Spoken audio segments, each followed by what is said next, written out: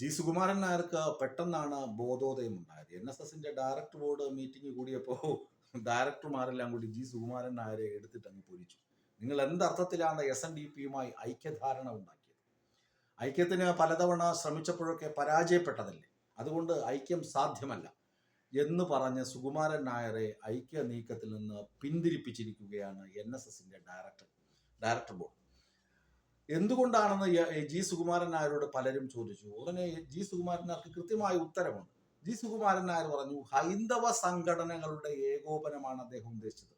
കൃത്യമാണ്, പാലം വലി BJPയിലേക്കാണ് എന്ന് വ്യംഗ്യം. എന്നാൽ വെള്ളാപ്പള്ളിയെ ചർച്ചയ്ക്ക് ക്ഷണിച്ചപ്പോൾ വെള്ളാപ്പള്ളി എന്ത് ചെയ്തു? മകൻ തുഷാർ വെള്ളാപ്പള്ളിയെയാണ് പറഞ്ഞയച്ചത്. തുഷാർ വെള്ളാപ്പള്ളിയെ ഇങ്ങോട്ട് വിടരുതെന്ന് വെള്ളാപ്പള്ളിയോട് നേരത്തെ തന്നെ പറഞ്ഞിരുന്നു. ഇതിനിടയിൽ ഒരു കാര്യം കൂടി ജി സുകുമാരൻ നായർ പറഞ്ഞു.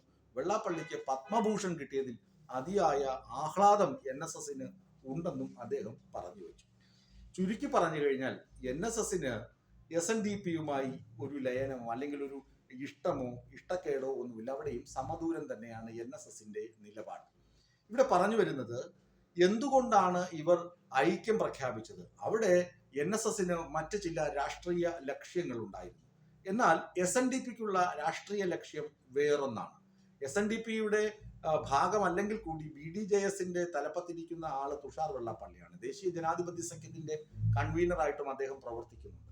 അദ്ദേഹത്തെ NSSുമായുള്ള ഐക്യ ചർച്ചയ്ക്ക് പറഞ്ഞു വിടുമ്പോൾ അത് ദൂരവ്യാപകമായ വ്യാഖ്യാനങ്ങൾക്ക് കാരണമാകുമെന്നാണ് ജി സുകുമാരൻ നായർക്കുണ്ടായ ബോധോദയം. അതുകൊണ്ടാണ് അദ്ദേഹം NSS ഇനിയിപ്പോ ഐക്യത്തിനില്ല എന്ന് പറഞ്ഞ് പ്രസ്താവന ഇറക്കിയത്. 3-4 ദിവസം മുമ്പ് അദ്ദേഹം തന്നെയാണ് ഐക്യത്തിന് വേണ്ടിയുള്ള ആഹ്വാനം നടത്തിയത്. ഹിന്ദു സംഘടനകൾ ഒരുമിച്ച് നിൽക്കണമെന്ന്. ഇവരുടെ ഐക്യം, SNDP NSS യൂണിയൻ ഐക്യങ്ങൾ വളരെ വലിയ വ്യാപകമായ തോതിൽ കേരളത്തിൽ രാഷ്ട്രീയ ചർച്ചകൾക്ക് വഴിവെച്ചിരുന്നു.